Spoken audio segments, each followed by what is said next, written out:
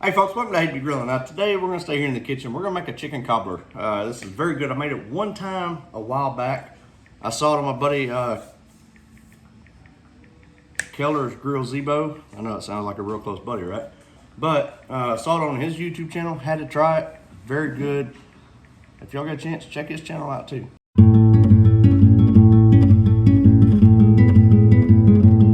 All right, first thing we're going to do is we're going to take these chicken tenderloins. We're going to throw these down in our skillet. So we just put water in our skillet here, and now we're going to come in with some garlic powder. Just add that seasoning in, followed by some salt and pepper, no measurement. Next, we're going to set our burner to a high heat. And we're going to cook this chicken in here, because cooking it this way is the easiest way to shred it once it's done cooking. You could speed the process up if you wanted to use the canned chicken, or if we use the already shredded rotisserie chicken that you can buy at Walmart. But some people don't like that chicken. So we're cooking it here. Now for this, I generally like to use the thin boneless chicken breast, boneless skinless chicken breast, because it'll cook a little faster. And to me, I like the chicken breast better than I like these little tenderloins. But this is what Walmart swapped out with us with, unbeknown until now. So that's why we're rolling with the tenderloins. Now we started getting a nice little boil going. We're going to kick our heat down a little bit and put a lid on it. Now we're going to add 1 stick of melted butter into a 9x13 baking dish. Now we're going to add our shredded chicken in here. Kind of want to, I mean, it got to be perfectly even, spaced out, spread out, but do it all. Kind of spread it around a little bit. So next I'm going to add in 1 12-ounce bag of frozen mixed vegetables. A small sauce pot, we're going to add 1 can of cream of chicken soup, followed by 16 ounces of chicken broth. I'm going to add this, or put this on a medium heat. And we're going to bring just enough heat to it and whisk this in together. And it's going to create like a smooth consistency. Once that is reached, we move from the heat. All right, so now we're going to take that mixture. We're just going to pour it over the top of our vegetables. Now in a mixing bowl, we're going to add 2 cups of Bisquick. We're going to add 1 cup of milk.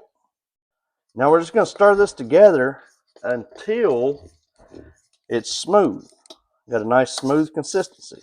So now that we got that smooth consistency, we're going to add about 1 cup worth of shredded cheddar.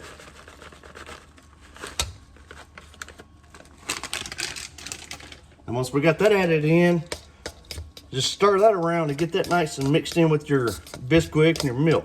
So now we're going to take that Bisquick mix. We're kind of drop it in over the top of our mixture that we got going on here. So we're going to take a utensil and do the best we can. Just try to spread this out as even as you can. Now we're going to come over the top of that with the rest of our shredded cheddar cheese. All right, we're ready to go in the oven. 350 degrees, uncovered for 1 hour. All right, so we just pulled this out of the oven. Took 1 hour. Did the old toothpick test. Clean as a whistle. Where did they come up with that saying from? Because a whistle really is not clean if you think about it. Anyways, so we've let it rest for just a few minutes. Oh yeah. Oh yeah. That cheese mixed in with that Bisquick. Oh, perfect. These looking good, huh? Smelling good, ain't they? It is. It is. I'm excited. She's excited. All right, here we go with that all-important taste test, and really hoping we don't scorch our whole insides. We've been blowing on it. It should be okay. You ready? Yeah.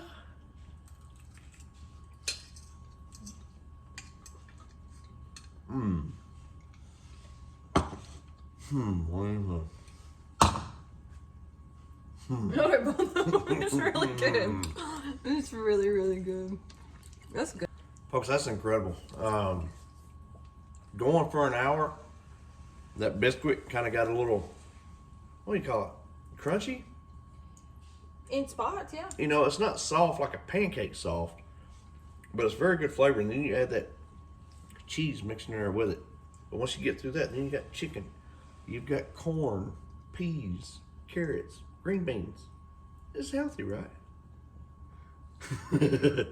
But it makes you feel good. It's one of those, it's like a comfort food. yeah, very good.